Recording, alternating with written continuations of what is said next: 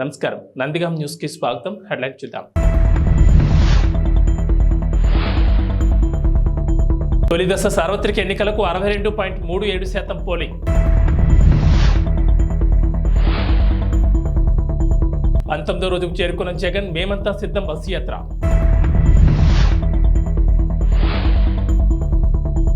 August 15లోగా ఖచ్చితంగా 2 లక్షల రుణమాఫీ. రేవంత్. ప్రచండ భానుడు నడినెత్తిన నిప్పులు జరుగుతున్నా, వడగాల్పులు వీస్తున్నా దేశవ్యాప్తంగా 16.63 కోట్ల మంది ఓటర్లు తమ ఓటు హక్కును వినియోగించుకున్నారు. కొన్ని చోట్ల వర్షం కురుస్తున్నా కూడా ఓటర్లు ఓపికగా లైన్లో నిలబడి ప్రజాస్వామ్యంలో తమ పవిత్ర కర్తవ్యాన్ని నిర్వర్తించారు. శుక్రవారం రాత్రి 9 గంటల సమయం వరకు అందిన వివరాల ప్రకారం సార్వత్రిక ఎన్నికల సమరం తొలి దశలో భాగంగా 21 రాష్ట్రాలు, కేంద్రపాలిత ప్రాంతాల్లోని 102 స్థానాలకు జరిగిన ఎన్నికల్లో 62.37% ఓటింగ్ నమోదైంది. కొన్ని చోట్ల నుంచి ఇంకా పూర్తిగా వివరాలు అందనందున పోలింగ్ శాతాలు ఇంకా పెరిగే అవకాశం ఉందని ఈసీ ఒక ప్రకటనలో వెల్లడించింది.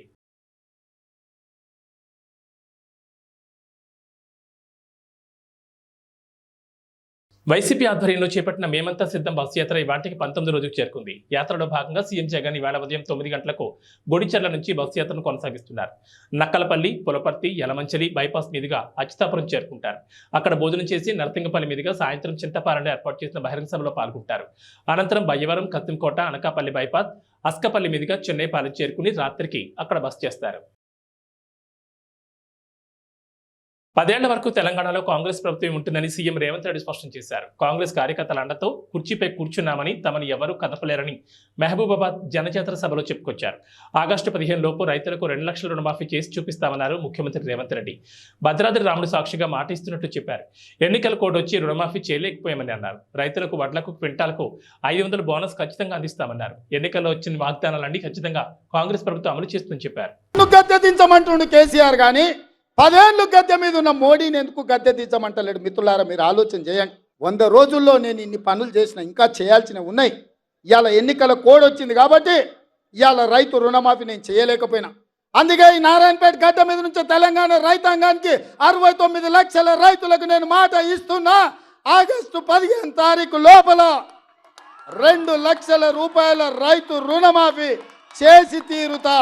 ఎట్లయితే నారాయణపేట కొడంగల్ ఎత్తిపోతల పథకం పూర్తి చేసినో, ఎట్లయితే ఆర్టీసీ ఉచిత ప్రయాణం ఇచ్చినో, ఎట్లయితే 500 రూపాయలకు సిలిండర్ ఇచ్చినో, అట్లనే 15 ఆగస్టు లోపల 2 లక్షల రూపాయల రైతు రుణమాఫీ చేస్తా. ఏకకాలంలో మొత్తంలో మీకు రుణమాఫీ చేసే బాధ్యత నాది. మీ బిడ్డను నేను. చేనేత కార్మికులకు చెల్లించాల్సిన బకాయిలు 50 కోట్లను రాష్ట్ర ప్రభుత్వం విడుదల చేసింది. గత ఏడాది బతుకమ్మ చీరలకు సంబంధించి అప్పటి బీఆర్ఎస్ ప్రభుత్వం దాదాపు 351 కోట్ల బిల్లులు చెల్లించలేదు. దీంతో వేలాది మంది కార్మిక కుటుంబాలు ఆందోళన దిగాయి. మంత్రి పొన్నం కార్మికులతో చర్చించి బకాయిల విషయాన్ని ప్రభుత్వం దృష్టికి తీసుకెళ్లారు. దీంతో ప్రభుత్వం ఆర్థిక వెసులుబాటును దృష్టిలో పెట్టుకుని 50 కోట్లు రిలీజ్ చేసింది. దీంతో వేలాది మంది కార్మికులకు ఊరట కలగనుంది. అదేవిధంగా రాష్ట్ర ప్రభుత్వం గడిచిన 3 నెలల్లో సమగ్ర శిక్ష అభియాన్ యూనిఫామ్ల తయారీకి సుమారు 47 కోట్లు అడ్వాన్స్గా చెల్లించింది. నూలు కొనుగోలు, సైజింగ్కు 14 కోట్లు విడుదల చేసింది. గత ఏడాది వేసవిలో మొత్తం 6,369 అదనపు ట్రిప్పులు నడిపామని, ఈసారి ఆ సంఖ్యను 9,111కు పెంచామని రైల్వే శాఖ తెలిపింది. అత్యధికంగా పశ్చిమ రైల్వే నుంచి 1,878 ట్రిప్పులు ఉండగా, వాయువ్య రైల్వే నుంచి 1,623, దక్షిణ మధ్య రైల్వే నుంచి 1,112, తూర్పు మధ్య రైల్వే నుంచి 1,003 తర్వాతి స్థానాల్లో ఉన్నాయి. మీడియా కథనాలు, సోషల్ మీడియా ప్లాట్ఫామ్లు, railway integrated help line number 139, passenger reservation system వంటి వేదికల నుంచి సేకరించిన సమాచారం ఆధారంగా డిమాండ్ను అంచనా వేసినట్లు రైల్వే శాఖ వెల్లడించింది. డిమాండ్కు అనుగుణంగా మరిన్ని రైళ్లు, ట్రిప్పులను పెంచుతామని వెల్లడించింది. ప్రయాణికుల భద్రత, త్రాగునీటి లభ్యత, రద్దీ నియంత్రణ చర్యలు తీసుకోవాలని ఉన్నతాధికారులను రైల్వే శాఖ ఆదేశించింది.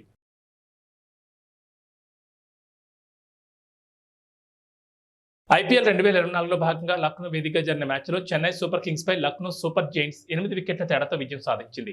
చెన్నై విధించిన 177 పరుగుల లక్ష్యాన్ని కేవలం 2 వికెట్లు కోల్పోయి 19 ఓవర్లలో ఛేదించింది. వరుస బాటంలకు ఫుల్ స్టాప్ పెట్టడమే కాకుండా చెన్నై వరుస విజయాలను అడ్డుకుంది. కేఎల్ రాహుల్ కెప్టెన్సీతోనూ బ్యాటింగ్తోనూ ఆకట్టుకున్నాడు. భారీ లక్ష్యాన్ని ఛేదించే క్రమంలో లక్నో ఓపెనర్లు కేఎల్ రాహుల్, క్వింటన్ డికాక్ ఆది నుంచే దూకుడుగా ఆడారు. లీడింగ్ రన్స్ చేయడమే కాకుండా కీపింగ్తోనూ ఆకట్టుకున్న KL Rahul player of the మ్యాచ్గా నిలిచాడు.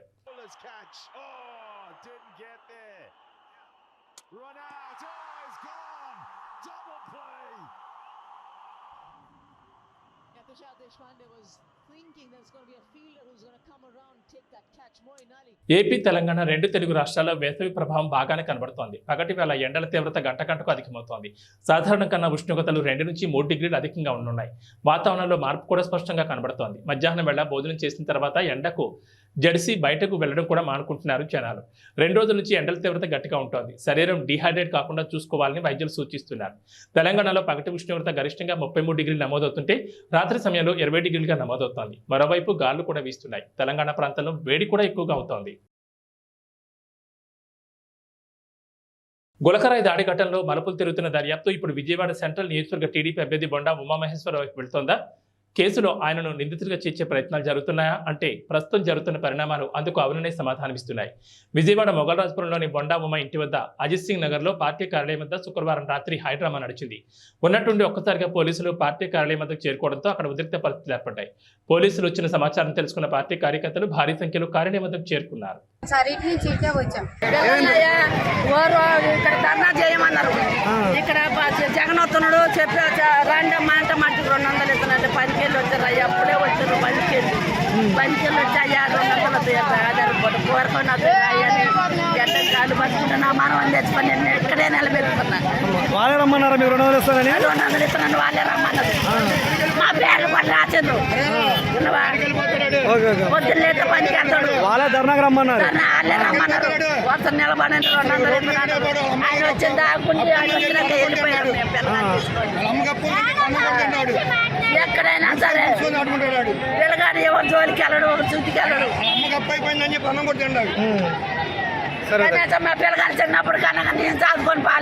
జలగన్న జగన్ కు ఇదివరకు ఇచ్చిన ఒక్క ఛాన్సే చివరి ఛాన్స్ కావాలని టీడీపీ అధినేత చంద్రబాబు అన్నారు. తోపిడి విధ్వంసమే సీఎం జగన్ నైజమని మండిపడ్డారు. అధికారం కట్టబడితే వ్యవస్థను నాశనం చేస్తాడన్నారు. గత 5 ఏళ్లలో 5 లక్షల కోట్లు దోచుకున్నాడని, దోపిడీ సొమ్మంతా విదేశీ బ్యాంకుల్లో దాచుకున్నాడని ఆరోపించారు. ప్రజాగళ యాత్రలో భాగంగా శుక్రవారం కర్నూలు జిల్లా ఆలూరు, అనంతపురం జిల్లా రాయదుర్గం నియోజకవర్గ పరిధిలో కనేకల్లులో జరిగిన భారీ బహిరంగ సభలో ఆయన ప్రసంగించారు. జగన్ రెడ్డి శవరాజకీయాలు చేస్తూ లాభపడాలని చూస్తున్నాడన్నారు. గత ఎన్నికల్లో కోడికత్తి డ్రామా ఆడాడు, ఇప్పుడేమో గులకరాయి డ్రామా ఆడుతున్నాడన్నారు. జెండాలు కొని దించాలి, అందరూ కూడా జెండాలన్నీ దించాలి, అన్ని పార్టీల జెండాలు దించాలి, వెనకనోళ్ళు కనపడాలి, మళ్ళీ ఎగరేద్దాం. అందరూ కూడా జెండాలు కిందికి దించాలి. ఎంఆర్పిఎస్, తెలుగుదేశం, బీజేపీ, జనసేన అన్ని జెండాలు దించాలి. ప్లీజ్ జెండాలు దించమా.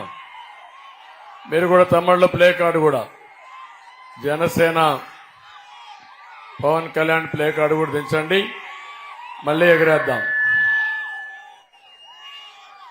నాకు అనంతపురం కొత్త కాదు, రాయదుర్గం అంతకంటే కొత్త కాదు.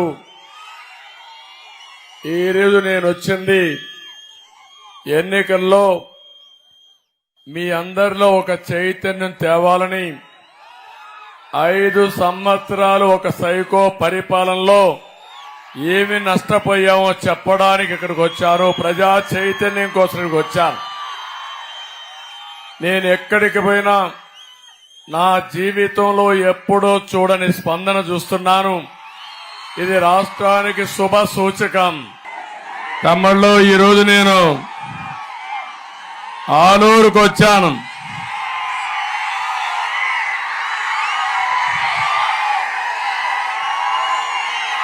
ఆలూరులో మీ ఉత్సాహం చూస్తా ఉంటే ఎన్నోసార్లు ఆలూరుకు వచ్చాను, కానీ ఇంత ఉత్సాహం నా జీవితంలో ఎప్పుడూ చూడలేదు. చాలా అభిమానంగా ఉన్నారు, ఉత్సాహంగా ఉన్నారు. ఈరోజు నేను ఒకటే మీ అందరినీ కోరడానికి వచ్చాను. ఏపీ చరిత్ర అదొకసారి తీసి పైకి పంపి పైకి ఇచ్చేయి. ఇటు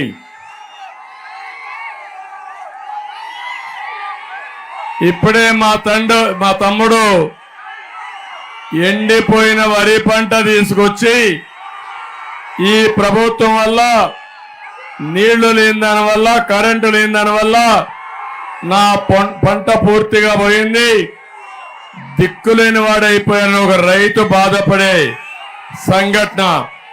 నేను ఈ విషయం కూడా మాట్లాడతాను.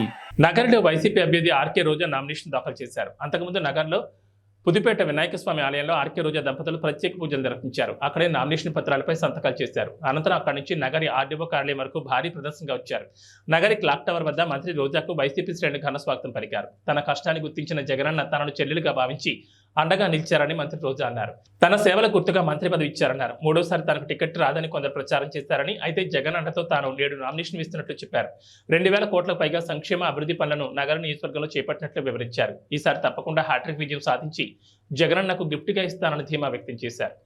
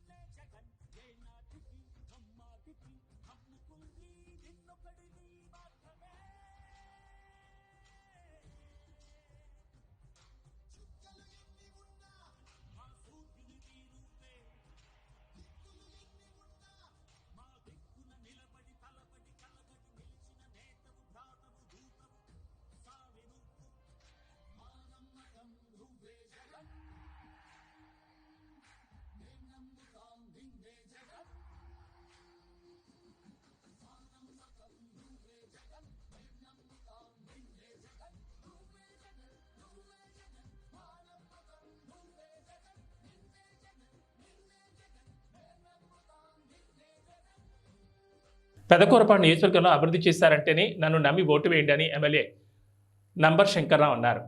అమరావతి మండల కేంద్రంలో ప్రచారం నిర్వహించారు. ఈ సందర్భంగా మాట్లాడుతూ 2019లో ఒక ఛాన్స్ ఇచ్చారు, 2024లో మరో ఛాన్స్ ఇస్తే రాష్ట్రం మన నియోజకవర్గంలో మరింత అభివృద్ధి చెందుతుందని శంకర్రావు అన్నారు. ఫ్యాన్ గుర్తుపై ఓటు వేసి వైసీపీని గెలిపించాలని పెదకూరపాడు నియోజకవర్గ ప్రజలకు, నాయకులకు, అభిమానులకు పేరు పేరున అభ్యర్థించారు. కిలోమీటర్లు మనకోండి 7 సీపోర్ట్లు తయారు చేస్తున్నాడు. అవి కనుకొస్తే మనకి ఇన్కమ్ రావడానికి ఎక్కువ అవకాశం ఉంది. ఆయన చేసే పనులు చాలా మంచి పనులు. రాబోయే రోజుల్లో మంచి ఇన్కమ్ వస్తుంది ఆంధ్రప్రదేశ్ కి. మరి ఐటీ రావాలంటే ఇక్కడ వాతావరణం క్లైమేట్ మనకి బాగా లేనప్పుడు ఇక్కడ రాదు, ఐటీ రాదు. అన్ని చోట్లకి ఐటీ రాదు. చంద్రబాబు చెప్పేది నేనే ఐటీని సృష్టించారని చెప్తున్నాడు. మరి ఇక్కడ ఎందుకు పెట్టలేకపోయాడు? 14 సంవత్సరాలు సీఎం గా ఉన్నాడు. వైజాగ్ లో ఎందుకు పెట్టలేదు? విజయవాడలో ఎందుకు పెట్టలేదు? తిరుపతిలో ఎందుకు పెట్టలేదు? హైదరాబాద్ అనేది ఆయన చెప్పే మాటలు ఇవన్నీ నేనే సృష్టించాను. హైదరాబాద్ నేచురల్ గా గ్రోత్ అది. ఐటీ అనేది అక్కడ కుదిరింది, వచ్చేసింది అంతే. అన్ని రాష్ట్రాలు వచ్చారు, అక్కడ కుదిరింది. బెంగళూరు కుదిరింది, మద్రాసు కుదిరింది, పూణే కుదిరింది. మిగతా రాష్ట్రాలు కుదరలేదే. బాంబే కుదరలేదే, కలకత్తా కుదరలేదే, ఢిల్లీ కుదరలేదే. ఈయన చెప్పేవన్నీ గ్రాఫిక్స్, ఈయన చెప్పేదంతా అబద్ధాలు. మన ఆంధ్రప్రదేశ్ లో ఐటీ రావాలంటే ఏదైనా కొద్ది గొప్ప వస్తే వైజాగ్ తప్పితే ఎక్కడికి రాదని. అక్కడ మనకి అన్ని భాషలు వచ్చిన వాళ్ళు అక్కడ ఎంతో కొంత ఉన్నారు కాబట్టి అక్కడ డెవలప్ అవడానికి అవకాశం ఉంది. ఈ చంద్రబాబు చెప్పేది గ్రాఫిక్స్ మాత్రం దయచేసి మీరు నమ్మొద్దు. మీరు నమ్మితే మునిగిపోవడం తప్పితే ఆయన చెప్పే మాటలు ఒక్కటి కూడా నిజం లేదు. మరి మనకి ఇన్కమ్ రావాల్సిన సోర్స్ ఉన్నాయి, చాలా ఉన్నాయి. మనకి సీ పోర్ట్ ఉంది, 800-900 కిలోమీటర్లు ఉంది. అక్కడ పోర్టు పెడుతున్నాడు. అక్కడ పోర్టు పెడితే మరి ఎక్స్పోర్ట్ ఇంపోర్ట్. జగన్ను మరోసారి ముఖ్యమంత్రిగా చేయాలని ఎన్నికల ప్రచారంలో భాగంగా వైసీపీ బద్వేల్ అదనపు సమన్వయకర్త నల్లేరు విశ్వనాథరెడ్డి అన్నారు. కడప జిల్లా కలసపాటు మండలంలోని పలు గ్రామాల్లో వైసీపీ బద్వేల్ అదనపు సమన్వయకర్త నల్లేరు విశ్వనాథరెడ్డి జరగబోయే ఎన్నికల్లో భాగంగా ఇంటింటి ప్రచారం నిర్వహించారు. ముందుగా ఆ గ్రామాల ప్రజలు ఆయనకు పూలమాలలు వేసి ఘనంగా స్వాగతం పలికారు. అనంతరం మాట్లాడుతూ రాష్ట్రంలోని గ్రామాలు సైతం ప్రజలకు సంక్షేమ ఫలాలు అందాలన్నా, అభివృద్ధి చెందాలన్నా మరోసారి జగనన్నను ముఖ్యమంత్రిగా చేయాలని కోరారు. సంక్షేమ లక్ష్యంగా పనిచేస్తూ అహర్నిశలు ప్రజల అభివృద్ధి కోసం పాటుపడే జగనన్నను మరోసారి ముఖ్యమంత్రిగా గెలిపించాలని ఆయన కోరారు. ఫ్యాన్ గుర్తుపై ఓట్లు వేసి ఎమ్మెల్యే అభ్యర్థి దాసరి సుధని మరియు కడప ఎంపీ అభ్యర్థి వైఎస్ అవినాష్ రెడ్డిని అత్యధిక మెజార్టీతో గెలిపించాలన్నారు.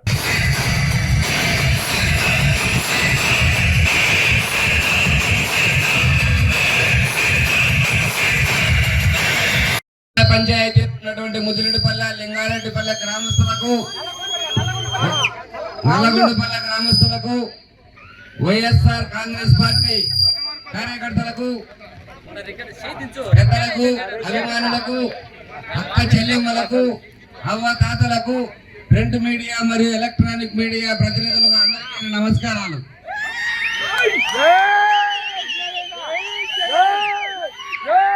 ప్రచారంలో భాగంగా నాకు ముదిరెడ్డిపల్లె రావడం చాలా సంతోషకరమైన విషయం. ఎందుకంటే ముదిరెడ్డిపల్లెతో గత నాకు 30 సంవత్సరాల నుంచి వ్యాపార రీత్యా కానీ, స్నేహితపరంగా కానీ, రాజకీయ కానీ అవినావ సంబంధం ఉంది. అందుకు నేను ధన్యవాదాలు తెలుపుకుంటూ సంతోషపడుతున్నాను.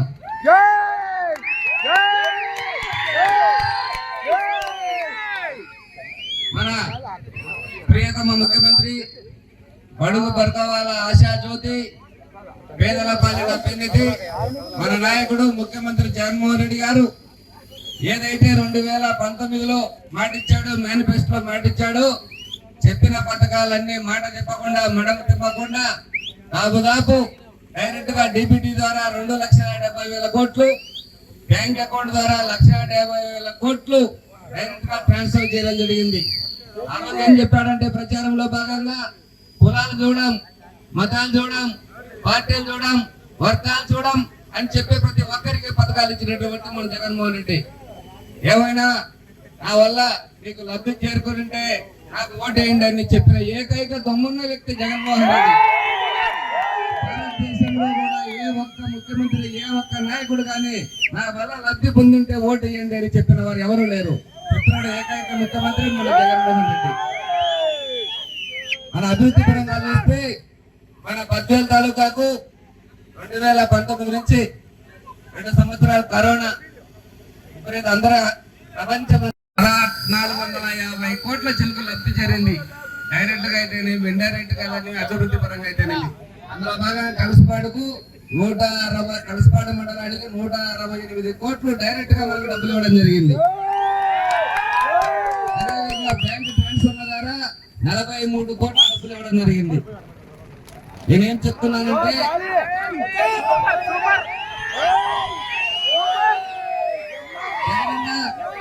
ఎలక్షన్ లో నవరత్నాలలో భాగంగా విద్యా వైద్యానికి ఎక్కువ పీట వేశాడు. ఎందుకు వేశాడంటే విద్యా వైద్యం ఎక్కడ ఉంటే అక్కడ అభివృద్ధి బాగుంటుంది, ఆ ఇల్లు బాగుంటుంది, జిల్లా బాగుంటుంది, రాష్ట్రం బాగుంటుందని చెప్పి విద్యా వైద్యానికి వేశాడు. విద్యా వ్యవస్థలో భాగంగా మన జగనన్న ప్రతి ప్రభుత్వ పాఠశాలను కూడా ప్రైవేటు పాఠశాలలుగా తీర్చిదిద్దడం జరిగింది.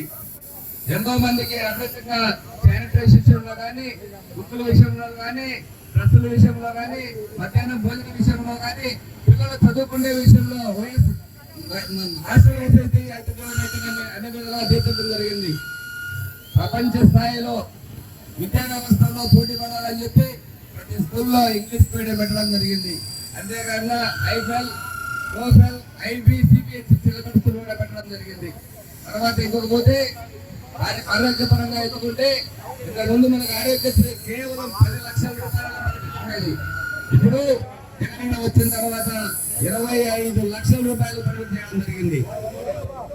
కాకపోతే ప్రతి హెల్త్ రాష్ట్ర వ్యాప్తంగా 10,000 హెల్త్ క్లినిక్ పెట్టి ప్రతి ఇంటికి ఒక ఫ్యామిలీ డాక్టర్ని కూడా ఏర్పాటు చేయడం జరిగింది. అంతేకాకుండా తెలంగాణ ముఖ్యమంత్రి అయిన తర్వాత ఏకంగా 17 మెడికల్ కాలేజీలు పెట్టి 100,000 మంది డాక్టర్లను ప్రకటించడం జరిగింది. మన బద్వేల్లో డయాలసిస్ సెంటర్ ఇన్ని రోజులు మనం ఎక్కడైనా కిడ్నీతో చుట్టూ డయాలసిస్ కోసం హైదరాబాద్, నెల్లూరు పరిస్థితి. ఈ రోజు బద్వేల్లో కూడా డయాలసిస్ ఏర్పాటు చేయడం జరిగింది. ప్రభుత్వ విప్ ఎమ్మెల్యే గ్రంథి శ్రీనివాస్ భీమవరం నియోజకవర్గానికి వైసీపీ ఎమ్మెల్యే అభ్యర్థిగా నామినేషన్ దాఖలు చేశారు. అయితే ఎమ్మెల్యే గ్రంథి శ్రీనివాస్ నామినేషన్ దాఖలు చేస్తున్నారనే సమాచారం ప్రజలకు తెలియడంతో ఎవరికి వారు వేలాదిగా తరలివచ్చారు. వారి రాకతో భీమవరం జనసంద్రంగా మారింది. ఒక విధంగా చెప్పాలంటే ముఖ్యమంత్రి జగన్మోహన్ రెడ్డి ప్రజా సంకల్ప యాత్రలో పాదయాత్ర చేసినప్పుడు జనాదరణ ఎలా ఉందో నేడు ఎమ్మెల్యే గ్రంథి శ్రీనివాస్ కు ప్రజాదరణ అలా ఉందని చెప్పొచ్చు. పట్టణంలో మెయిన్ రోడ్డుతో పాటుగా ఏ రోడ్డు చూసినా ఆయన అభిమానులు ఎదురేగి మరీ ఆయనకు మద్దతు పలికారు. నామినేషన్ దాఖలు సందర్భంగా ఎమ్మెల్యే గ్రంథి శ్రీనివాస్ ఉదయమే భీమవరం ఎలవేల్పు మావుళ్ళ అమ్మవారిని దర్శించుకుని ప్రత్యేక పూజలు నిర్వహించారు. ముందుగా ఆలయ పరిధిలోని వినాయకుడికి పూజలు నిర్వహించారు. అనంతరం పద్మావతి వెంకటేశ్వర స్వామివారిని దర్శించుకున్నారు. తనకు మద్దతు పలకడానికి ఇంటికి వచ్చిన వేలాది మంది అభిమానులతో ఆయన కరచాలనం చేశారు. పాదయాత్ర చేసుకుంటూ ఆర్డీఓ కార్యాలయానికి చేరుకుని ఎన్నికల అధికారి ఆర్డీఓ శ్రీనివాస్ రాజులకు నామినేషన్ పత్రాన్ని అందించారు.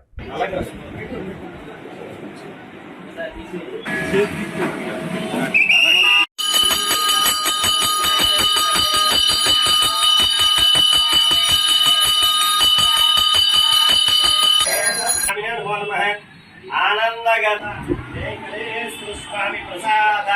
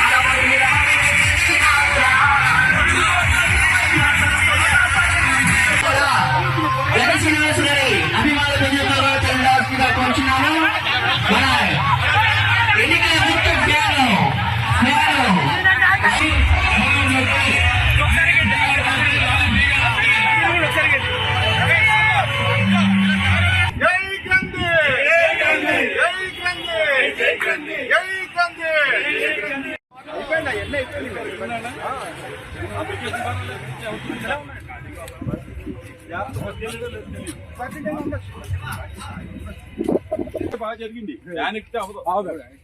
ఫ్యాన్ ఎక్కితే అడ్డం పెట్టేది సరిగ్గా కరెక్ట్. భూమి మీద తీసుకోవాలి.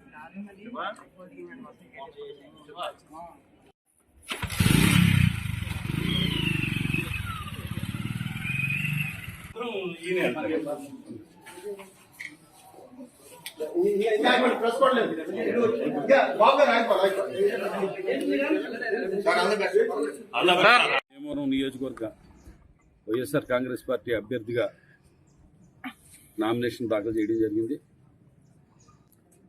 2019 నుంచి 24 దాకా నా సాయశక్తుల భీమవరం నియోజకవర్గ అభివృద్ధి కోసం ఇక్కడ ప్రజలకి ఏ సమస్య వచ్చినా కూడా వారికి అందుబాటులో ఉండి వారి ప్రతినిధిగా వారి సమస్యలకి బాధ్యతను వహిస్తూ వాటిని పరిష్కరించడానికి నా స్థాయి శక్తుల నేను ప్రయత్నం చేయడం జరిగింది. ముఖ్యంగా జగన్మోహన్ రెడ్డి గారి పరిపాలన ఒక రెవల్యూషనరీ పరిపాలన అందించడం జరిగింది. గత ప్రభుత్వాలన్నీ కూడా నిర్లక్ష్యం చేస్తే ఆర్థిక అసమానతలు తొలగించే విధంగా ఎస్సీ, ఎస్టీ, బీసీ అగ్రవర్ణాల్లో కూడా పేదలందరికీ కూడా మేలు చేసే విధంగా నవరత్నాల ద్వారా ఆయన పరిపాలన అందించడమే కాకుండా పరిపాలన వికేంద్రీకరణలో భాగంగా సచివాలయ వ్యవస్థను ఏర్పాటు చేయడం, అలాగే పేదలకి సేవ చేసే దాంట్లో భాగంగా వాలంటీర్ వ్యవస్థను ఏర్పాటు చేయడం, ఇవన్నీ చేసి చెప్పినవన్నీ కూడా చేసి మళ్ళీ రేపు ఎన్నికలకి మేము ప్రజల దగ్గరికి ఓటు అడుగుతానికి వెళ్తున్నాం. నిజంగా ఓటు అడుగు హక్కు ఎవరికన్నా ఉన్నదంటే కనుక జగన్మోహన్ రెడ్డి గారికి, వైఎస్ఆర్ కాంగ్రెస్ పార్టీ అభ్యర్థులకి, వైఎస్ఆర్ కాంగ్రెస్ పార్టీ నాయకులకి, వైఎస్ఆర్ కాంగ్రెస్ పార్టీ కార్యకర్తలకే ఓటు అడిగే హక్కు ఉంది. ఎందుకంటే మనం గతంలో చూసాం, చాలా సీనియర్నని 40 సంవత్సరాల ఇండస్ట్రీ అని 14 సంవత్సరాల ముఖ్యమంత్రి అయిన వ్యక్తి ఏ ఒక్క వాగ్దానాన్ని కూడా అమలు చేయకుండా సుమారు 650 వాగ్దానాలు అనేదానికన్నా అబద్ధాలు అనవచ్చు. ప్రజల దగ్గర అబద్ధాలు ఆడి ఓట్లు వేయించుకుని 2014 ఎన్నికలు అయిన తర్వాత ప్రజలకి వెన్నుపోటు పొడిచిన వ్యక్తి.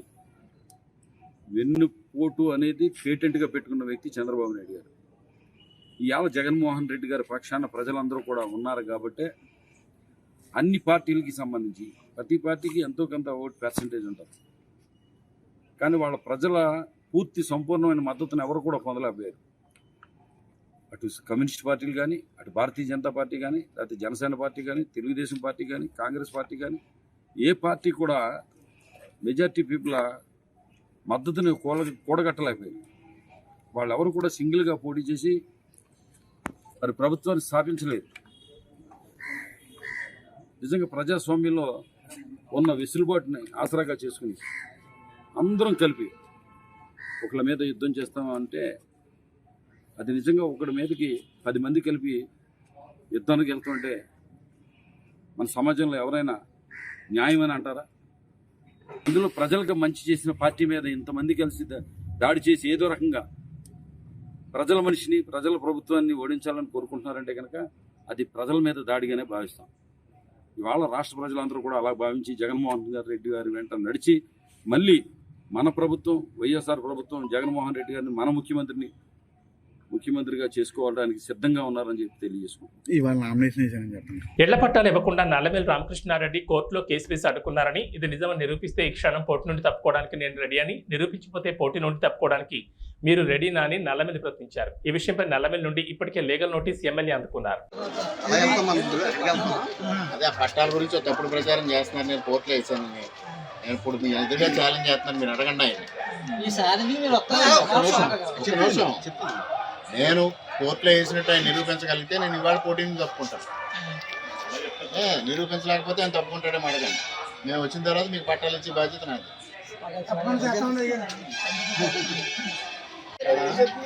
ఇవన్నీ డ్రామా చేసి పట్టాలు ఇస్తారని చెప్పడం, ఇవ్వలేరు, దానికి రామకృష్ణారెడ్డి గారు కోర్టుకు వెళ్ళారని చెప్పడం,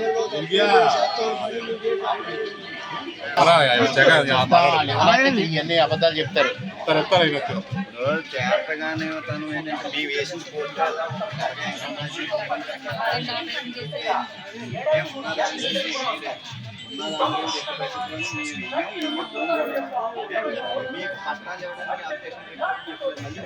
హోంమంత్రి తానేటి వనిత నామినేషన్ కార్యక్రమానికి వెళ్లి వస్తుండగా రోడ్డు ప్రమాదం జరిగింది. తూర్పుగోదావరి జిల్లా నల్లజర్ల మండలం వీరపల్లి టోల్ ప్లాజా సమీపంలో డివైడర్ను ద్విచక్ర వాహనం ఢీకొట్టింది. దీనిలో ముగ్గురికి తీవ్ర గాయాలయ్యాయి. వెంటనే సామాజిక ఆరోగ్య కేంద్రానికి పోలీసులు తరలించారు. ఇద్దరి పరిస్థితి విషమంగా ఉండడంతో రాజమండ్రి ప్రభుత్వ ఆసుపత్రికి తరలించారు.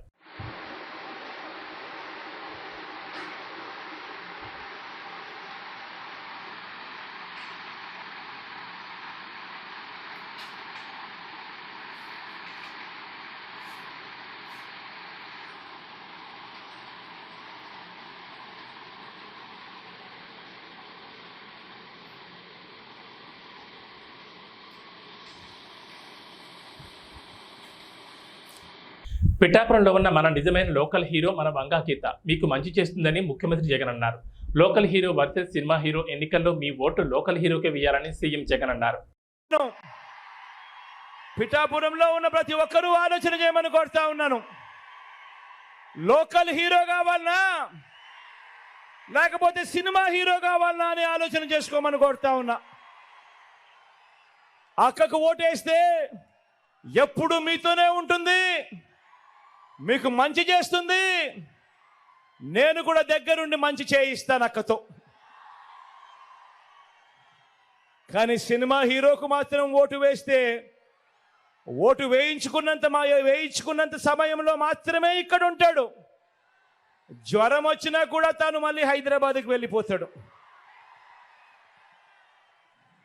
గుర్తుపెట్టుకోని మీ అందరితో కూడా కోరుతా ఉన్నాను. అక్కపై మీ చల్లని దీవెనలు ఆశీస్సులు ఉంచవలసిందిగా సవినయంగా కోరుతా ఉన్నా. ఏబీ బులెటిన్ విశేషాలు. నమస్కారం.